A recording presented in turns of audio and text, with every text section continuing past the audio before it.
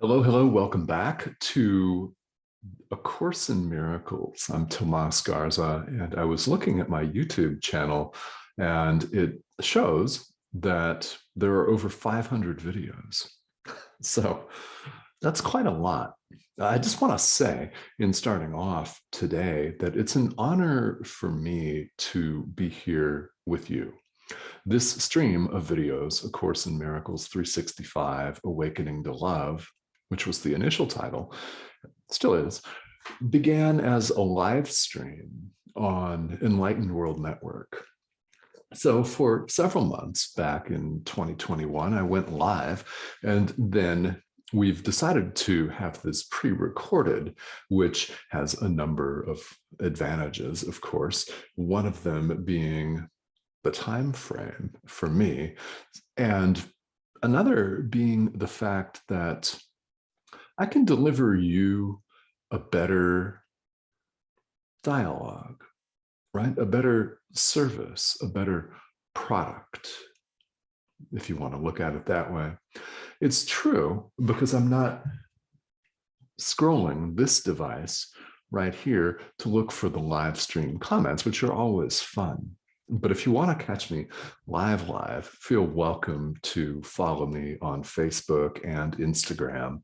It's Tomas Garza on Facebook, and my Instagram handle is at Tomas Garza Teacher. That's all one word. Lots of lives going on over there. All right. So where are we today? Well, that's a really good question, isn't it? Where are you today? You know what the non-dual metaphysical answer to that is, right? Nowhere, nowhere. Anyway, we're on lesson 319 here in the workbook for students, and we're going to talk about arrogance today. Yeah, we're going to talk about arrogance, and no, we're not necessarily going to talk world news. We're not necessarily going to talk war or politics, or we're not necessarily going to talk about your haughty, holier-than-thou boss, if you have one of those. We're not talking about any of that. What we're talking about is our own arrogance. And lesson 319 says, and quite simply, I came for the salvation of the world. Oh, hell yeah, right? Shit, yeah, you did. Right? I came for the salvation of the world. What else? What else is worthy of you, the Son of God? And I ask you that, and I invite you to ask yourself, what else is worthy of you? It's certainly not all of the aims that we've pursued up until this point, running around in this lifetime, believing that we're a physical body, a self-sustaining survival unit opposed to other self-sustaining survival units, competing for what we deem to be scarce, limited resources, and we better get it before someone else does, or they'll eat us alive. It's actually quite terrifying to think of it that way, but that is the attitude that we've all been raised with. One of competition for supposedly scarce resources, one of savagery and brutality. And we call it economics. It's a series of attack thoughts that we've agreed are going to govern our so-called reality here as supposed self-sustaining survival units.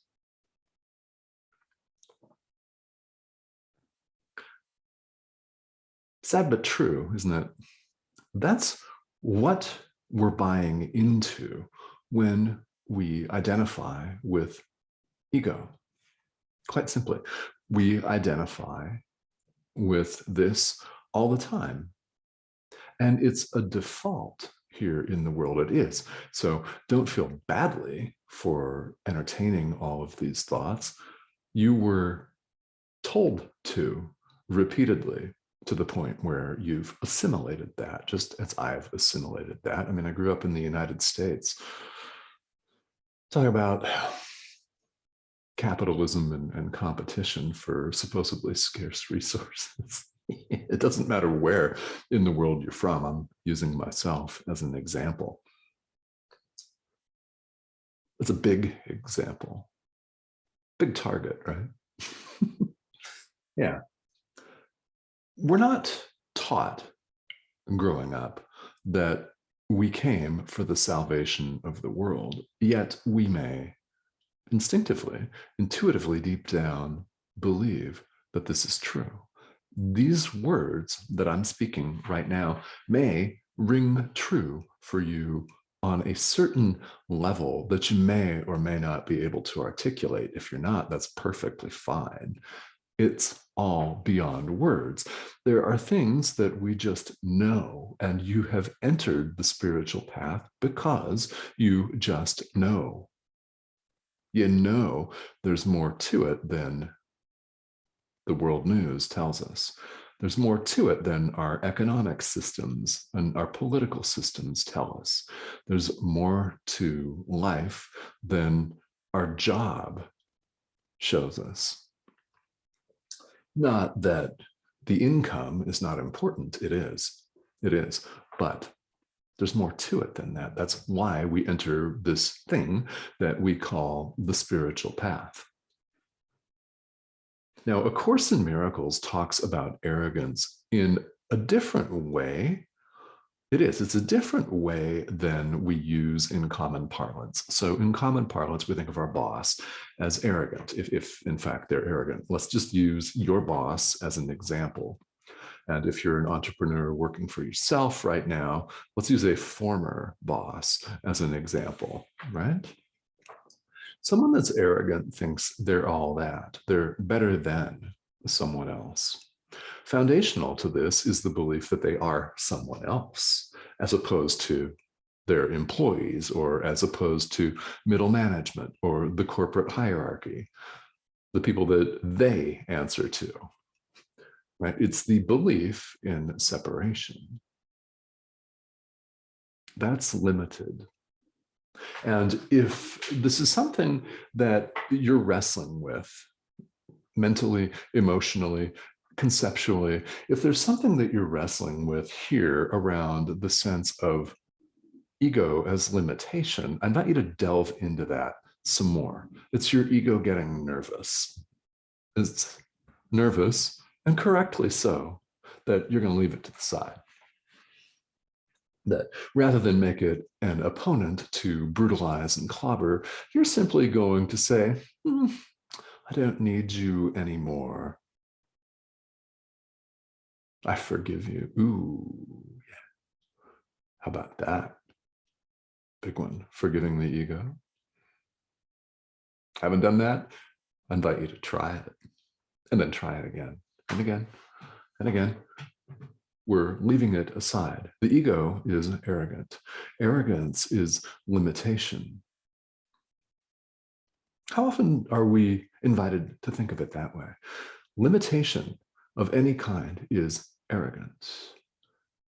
You came for the salvation of the world. Anything less is unworthy of you. It's unworthy of me. It's unworthy of anyone, including your worst political enemies, including your boss, who thinks he or she is all that and more, and that you suck and you're scum and everyone else is their underling.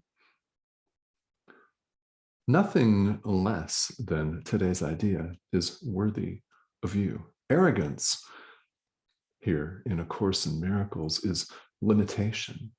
It's believing that you're limited. It's curtailing who you are, curtailment of any kind. That's arrogance. So as always, I invite you to pay special attention to the words that Jesus uses to communicate this idea to us. Now, of course, true communication is beyond words. Words are just symbols. But pay attention to the language that Jesus uses here. Each of the ideas at this stage in the workbook is comprised of the idea itself, and then there is a paragraph that describes the idea, talks about it, and they're very short. Then there is a prayer that appears when you look at this, whether it's in the book or online, in italics. These are really poignant and to the point explanations. Arrogance is limitation of any kind. So when you see yourself as limited and behave accordingly, that's arrogance. How about that? Limiting yourself, selling yourself short, telling yourself that you can't, that you won't, that it's just not for me. It's not my thing. I'm going to leave that to somebody else. Oh, no, you don't. It's not that I won't let you, or that the Holy Spirit or Jesus won't let you. It's that yourself, capital S, will not let yourself. This is why we experience dissatisfaction with things of the world. We may have every physical pleasure imaginable, yet there's still something else out there. Well, it's not out there, it's in here. As we talked about in the last video, you are the answer you're seeking, and you always have been. What else other than the salvation of the world are you here for? You're not here, despite the paycheck that you may be receiving. The purpose of your life is not to go and clock in at work every day. And you know that. You've always known that. Doesn't mean that you shouldn't do it. Paycheck's important. We need to have a roof over our head, food to eat, have the electric bill turned on so our chargers work and we can charge our phones, so we can plug in the Wi-Fi router and watch crazy people like me on YouTube. But we need these things here in the world. So in talking about all of this non-duality, what we're saying is dig deeper. Continue to do your activities in the world, if you're so called, right? You may wish to keep that job and that paycheck. Do it, no problem, right? But don't believe it, because it's not who you are.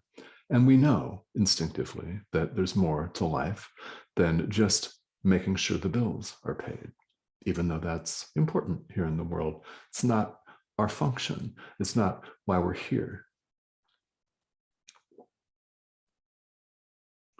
And what does it mean? You may be asking to talk about salvation. Well, it's healing. It's one way of looking at it. It's accepting what the Course refers to as atonement for yourself. Atonement has nothing to do with punishment. Atonement and healing are one and the same. It's accepting healing for yourself, and then extending that to others, which is how, incidentally, we each know that we have been healed. We join with others. Any joining where we see our interests as the same as or one with another person's is what we're here to do. Anything. It doesn't matter if it appears to be a huge deal or just a little deal. There is no order of difficulty in miracles. Remember that.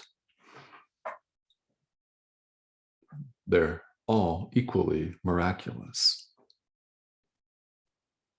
And you are capable of them.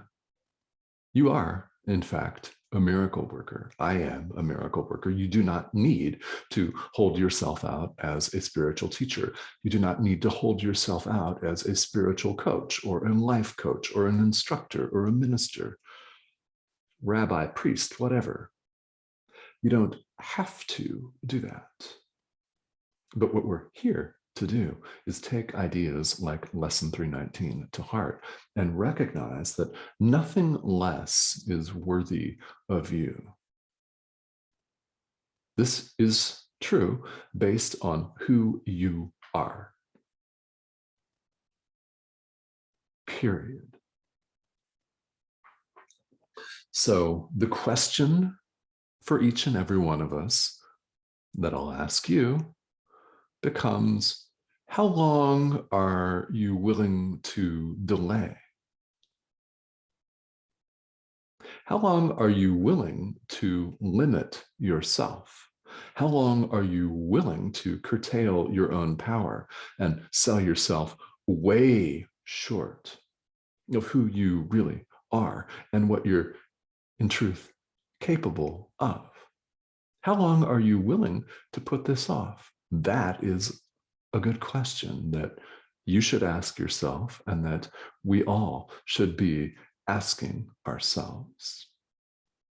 Because in this world, and you've done it, I've done it, we've all done it, each and every one of us is famous and should win an award, in my opinion, for saying we want something and then doing absolutely nothing about it, or saying that we want to embark on a path, whatever it is. Doesn't have to be spiritual necessarily outwardly in nature, but let's use getting through this workbook as an example, right? Actually doing all of the lessons. It's a good example.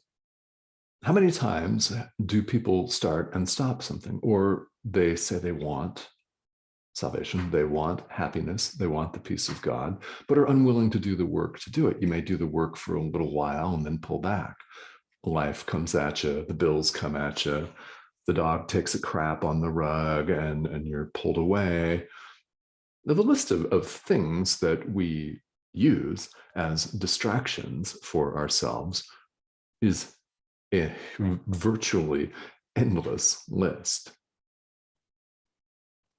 We've got to supply the will, guys. The little willingness that A Course in Miracles talks about is all that you need to bring.